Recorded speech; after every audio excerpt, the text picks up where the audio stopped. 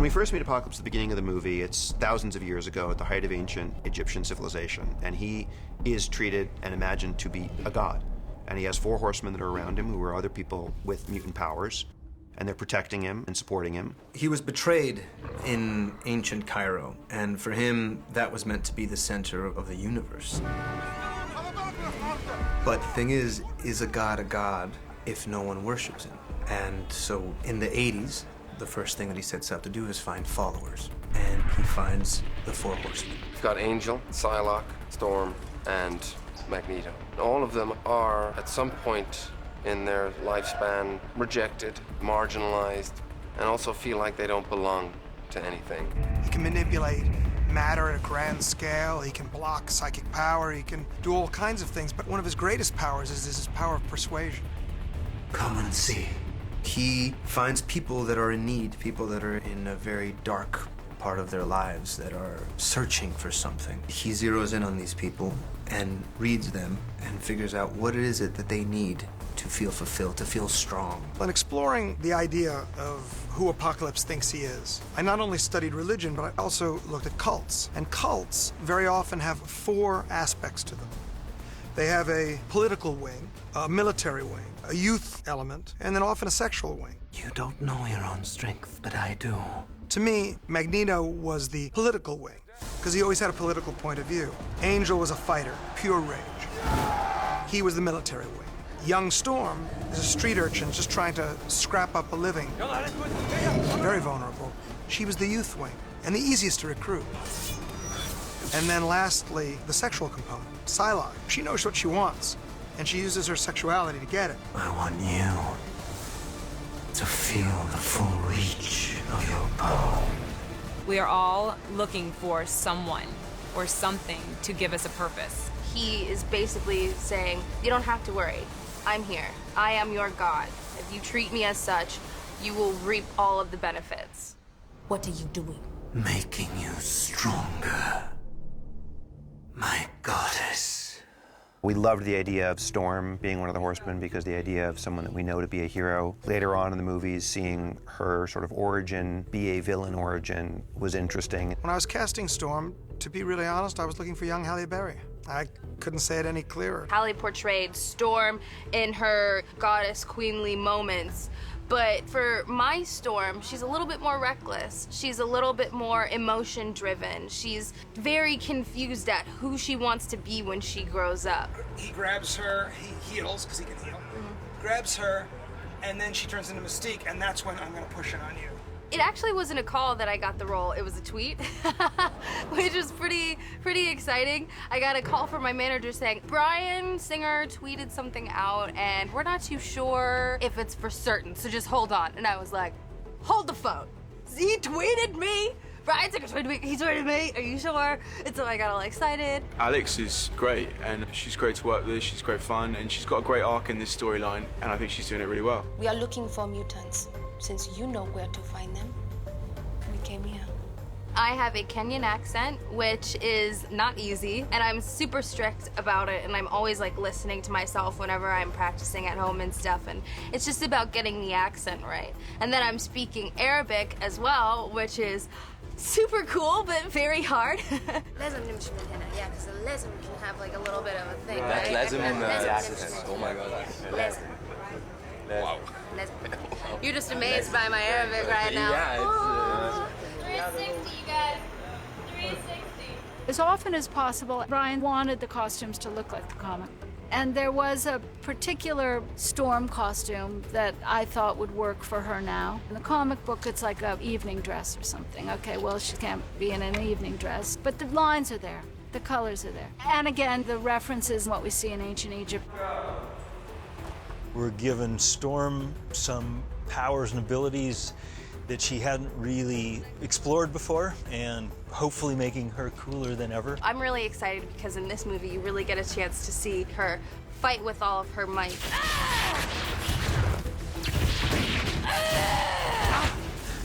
We had lots of interactive big bright lightning strikes on set, which are incredibly bright. Whenever she comes out, you can tell we're about to start shooting her because the entire set would be flashing. It's all about trying to choreograph that stuff, especially lightning, because it's like a 3-frame event. It's moving so fast that you can't just do it frame by frame. You have to run it in continuous motion. There is a shot in this movie where she travels down a lightning bolt. It's a blink or you'll miss it moment. You'll see the silhouette of her coming down in the lightning bolt. It's a great heroic shot.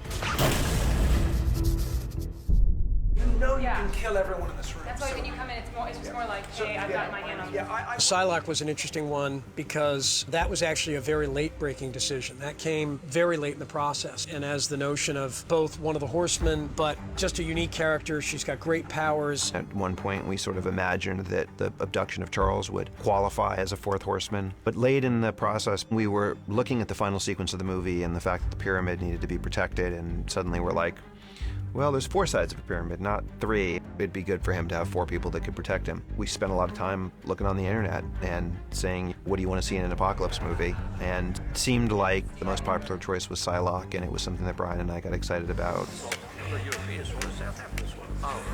Horsemen! Olivia Munn was literally the first person any of us thought of, and we thought was probably not somebody we'd managed to get, but thankfully she's a massive X-Men fan and was really excited by the prospect of playing the part. She adores the comic book, and she loved the character of Psylocke. Is this my stand-in? Hello. She's had a wig put on to match my natural locks. This color looks amazing on you. Thank you, I know. Lavender, ladies in lavender. It's the 80s, a lot of color. Angel. What I was going to say is that Olivia has taught me more about Psylocke than I knew about Psylocke, and that's been really helpful. So it's nice to have an actual fan acting in my film. It's the coolest thing that has ever happened to me. It's a big honor, and she's a fascinating character, a telepath, telekinetic mutant, and she has this amazing ability to create anything with her mind, which is something that she uses when she creates her sword with her hand. Once I knock and I come back, it should be like right there. Olivia has a lot of elaborate fight sequences, some that are quite dangerous, a lot of stunts she wanted to do herself, so she trained very heavily in martial arts and in sword fighting and all kinds of things. I've never done sword work before, and I started doing all of the sword work and then wire and stunt training, and then going and doing taekwondo and karate and boxing. And so when I'm not on set, I have about 6.5 hours of constant workout. She's been working non-stop since she arrived with her sort of blade work. I mean, at the beginning, it was non-existent, and now she's like, watch, I can do a backhand as well. And she's like flipping the samurai sword from hand to hand. Her mixture of her physical samurai sword, which she sometimes likes to use, or her psionic blade, which she sometimes likes to use, which then turned into kind of a whip, is really kind of fun. It's an energy bond formed between molecules that allows it to sever the bonds of lesser bound substances, which is mostly everything. Great.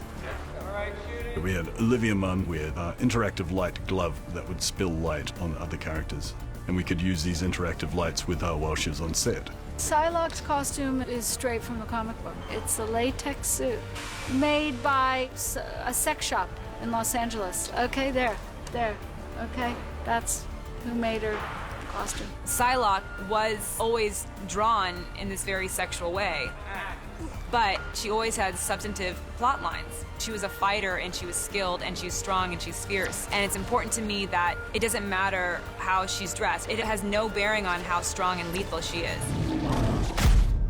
You see the booze, you see the broken wing, you see the broken man, and you say, and then it's, let's go.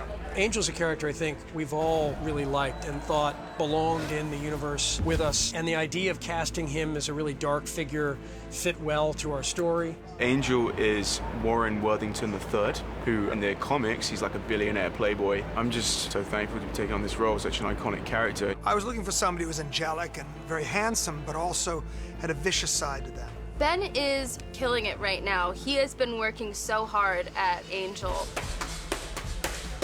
He's been training like crazy to get into the right physical condition. He's adhering to a really strict diet, and his focus has been just very humbling to see. I did train hard. I did train like 6 days a week and a lot of dieting and whatnot, just to try and look as superhuman as possible. Ben always had to be aware that he was carrying wings, and he got quite good at it, and you can see it in his performance. But when you're watching it without the special effects put in, it looks quite weird. I'm constantly reminding myself that I've got 2 wings on my back. How would that hold my posture? How would that change the way I stand? And sometimes I'll stand next to someone and I'll turn like that, and I realize I can't do that because my wings would just, knock them over. The wings were incredibly complex. It turns out feathers are quite amazing things. There's a lot of different pieces to the structure of a feather, and the main thing is the lighting on the wings. The organic natural feathers, although they look very regular, have really subtle variations from feather to feather. It's like fingerprints. No two are exactly the same. The way the feathers work and flex against each other or pop out of place and then shuffle back in. These are all small bits that animation and lighting work together just to get it just enough real to sell it. I want to give you something. There's nothing you can give me that I want. When Apocalypse approaches him, he's physically weak. His wings have been crippled, and he's very angry to Angel. His wings are everything, he's so proud of his wings. So the fact that he's lost them is devastating. He's going from an organic wing to a technical wing. His wings allow him to shoot these feathers as projectiles, which would be kind of useless if it were just real feathers.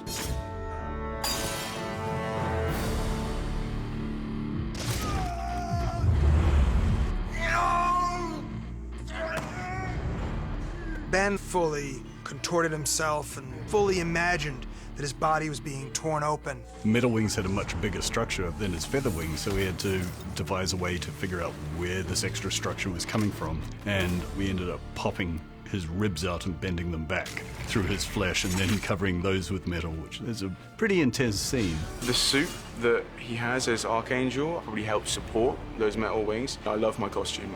First time I saw it, I was kind of in love with it. I love the gold flecks. I love the silver. I was kind of in awe of it. His costume is a bit more delicate because he is in a lot of action sequence and flies more than anyone else. So we had to think about his movement and him being able to move. In the transformation with this beautiful suit and the metal wings, these tattoos appear and his hair goes and he just has this strip of curl locks with the tattoo design. I made them from the ancient Egyptian alphabet all over his head. One of the most startling things about this film, there's a moment early in the movie where you meet Magneto and he goes home to his wife, and there's something shocking in Magneto's eyes, something we've never seen before. Peace. If Apocalypse had never come from the grave, maybe Magneto would have lived to a ripe old age with grandchildren and a pension plan and a normal, happy life.